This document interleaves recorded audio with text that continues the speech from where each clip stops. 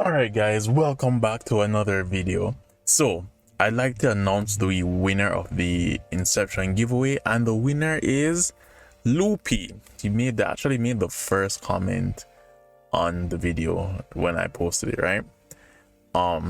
Sorry for being so AFK, but let's get back into this. So, monsters are out in Monster Infinite, right? MarketPlace is up, and I'm going to be showing you guys how do you spot the best tank on the marketplace. How do you know what's a good tank? What signifies a good Inception tank on the marketplace, right? Don't worry, I'm here to do the work for you. So let's get into the basics of what makes a tank in Monster Infinite, right? So tanks are strength focus, and strength focus the strength focus ones races of each, or the strength focus class of each race is prime, right? So for the cyborg race is prime, and then for the elf race is golems, and for the orc race is grognak. Now we're gonna be spotting them out and seeing what's the best one that's an Inception. Like if I'm looking for a good super tank on the marketplace, how do I spot that? Be sure to like, subscribe, leave a comment, and let me guys know how you guys are choosing your monsters on the marketplace. Or actually, how did your hatching even go?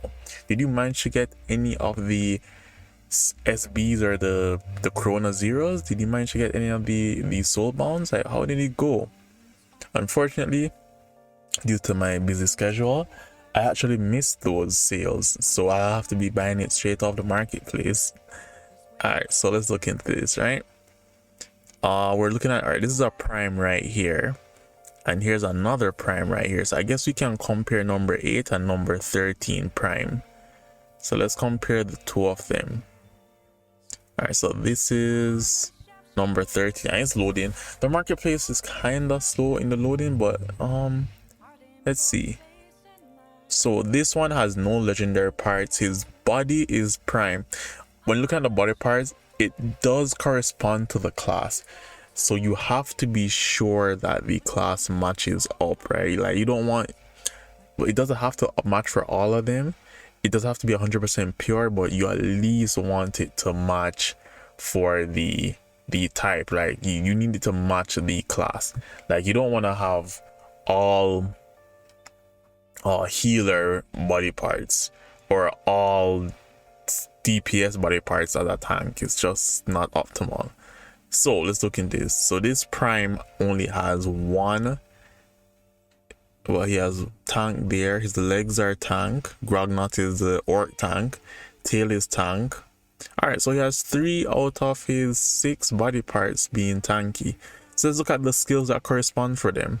Gain X strength, lasts for an entire battle. That is actually very strong. That almost seems like a legendary skill, but since it lasts the entire battle, that's very strong. Alright, let's look at the other tank skills, which would be his legs. Regenerate X more health and stamina in the next turn. That's a very nice tank skill right there, so that's very decent. Grognak, let's look at the tail. Reflect X percentage of the damage dealt to you. That's also a very strong tank skill.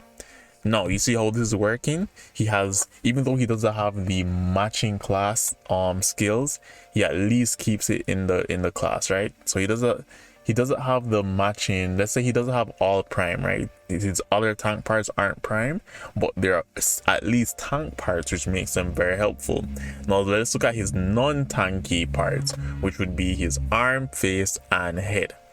So his arm says deal X percentage of attack as elemental damage. That's a Terminator. DPS is not very helpful on a tank, right? Appraisal, grant X intelligent to an ally, lasts for X turn rounds. I mean, that's not bad. You can boost your DPS. That's actually not bad. The enemy receives X elemental damage at every turn, lasts for X rounds. I can't imagine that's good. Can't imagine if that's good, because it won't have the stats to scale the damage on this card. So this is pretty much a wasted card on him, right? All right, so the other prime that we saw was number 8. So let's look at number 8 and see how he is. Since it's another prime, we can compare them. And now we're just loading up for number 8. Number 8 right here, 30 strength, very high, nice. Okay, so his body parts, he has 1, 2, 3, 4. So he has actually more tank parts than the previous prime that we looked at. He has 4 tank parts, right? One of them being prime and the others being other tanks. So that's looking decent so far. Let's take a look at the skill cards. I repeat, the other one had that. All right, this one, Stomp. Deal X physical damage to an enemy, draw X cards, less for their next turn. Okay, so you notice this one says deals physical damage. Tanks scale with strength, and strength, right, is physical damage. That's how the scaling works. The other one had an attack that scaled off elemental damage, and that would not have been helpful of someone that primary form of attack stat comes from strength, right? Just no scaling there, so that would actually, that's why that card was considered useless on the last prime. This prime, on the other hand, has a very useful card. And what would you know? The card is, because it's a tank piece, right? It's a Golem card. Very useful. The other one was an alchemist card, not very useful.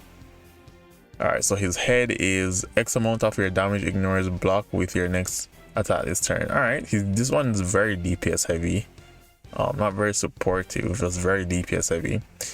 Deal X physical damage, enemy loses X stamina. This is a very DPS heavy tank setup on this one. Alright. This is an L, another alchemist card. So this one's an L. I'd say that also the two that we just looked at for tanks, number 8 is the most decent so far, but let's look if we can see any more optimal tanks, right? We can probably find more optimal tanks, so let's go. So we're looking at a bunch of primes. We see some grognaks out here, so let's take a look at this grognak, right? What you're looking for when looking to buy a tank on the marketplace is to just ensure that the body parts have a lot of tanks, right? So this is 1, 2, 3, 4. This is a 4. 4. This one does not seem that much better. Well, let's look at the cards. So the tail is tank. Actually, this is very good because wait, this is a juggernaut. Wait a second, that's a juggernaut? That's a juggernaut? Yo, that's a juggernaut? How the frig is that a juggernaut? He has what? Ain't no way. Bro, ain't no way that's a juggernaut. What the ain't no way. Bro, that's a juggernaut. Oh, freak, it is. Look, it has the patch under the belly. Oh, freak, how didn't I see that? Yo, that set me up. Yo, that caught me. Yeah, that's devilish, man. Yo, that caught me so hard. Oh, it had the patch under the belly. That caught me. Alright, so let's take a better look at it. So they have that there. Alright, so that's a grognak. Doesn't look to have any grognaks on this page. So what we're going to do is we're going to go to page 2. Right, we're gonna go to page 2 and look for some more. Okay, so this is definitely a prime. So we're gonna click on this prime. See how this prime okay, has a legendary. No, that wasn't the one. It was another one. Oh wow, this prime. 1, 2, 3. What this is 5-piece. Okay, this prime is the best one we've seen so far. So this actually has all useful tank. Look at the stamina, the strength too, 32. So this is the highest value tank we've seen in the marketplace so far. Let's look at the skills. Right, gain X strength. Okay, that's good. Boom. Deal X physical damage to all enemies when attack is used this turn. That's good. Discard X cards on the hand. The enemy loses XY attack for the next turn. That's good. Enemy loses. That's good. Reshuffles first X card from your deck. That's good. Petrify. Grants X petrified to the enemy. Costs X stamina and X health to remove. That is very good. Dude, this is a tank right now. This is a tank. It's just that he doesn't have the hardening skill, which is a skill I really like. But this is very good. This prime. So prime with the tag 152. One of the best primes I've seen on the marketplace. Like, this prime is no joke. That's a wow, that's a very, whoever has that Inception prime, I would actually hold on to it and not sell it so early until people learn how well that prime is going to scale compared to the rest. Cause like, that prime is wow. That prime's good, man. Damn, that prime's a doozy. Alright guys, let's look at some other class. Damn, that prime is really good. Like, I just can't get over that prime. Okay, looking at all the ones that we're looking at so far, you're starting to understand how rare it is to have legendary parts on an Inception. Bournemouth. That's basically like having alchemies. This one's 1, 2, 3, 4, and 2 useless ones. Let's look at the useless ones. Not actually that useless. This is actually the enemy loses. These are actually good for what he is, right? Which is a tank. So these supportive skills are good. The ones that aren't good are the ones that deal elemental damage or stuff. Damage where like DPS cards that just does not scale with him at all. X% of your damage ignores block with your next attack this turn. Okay. Stomp.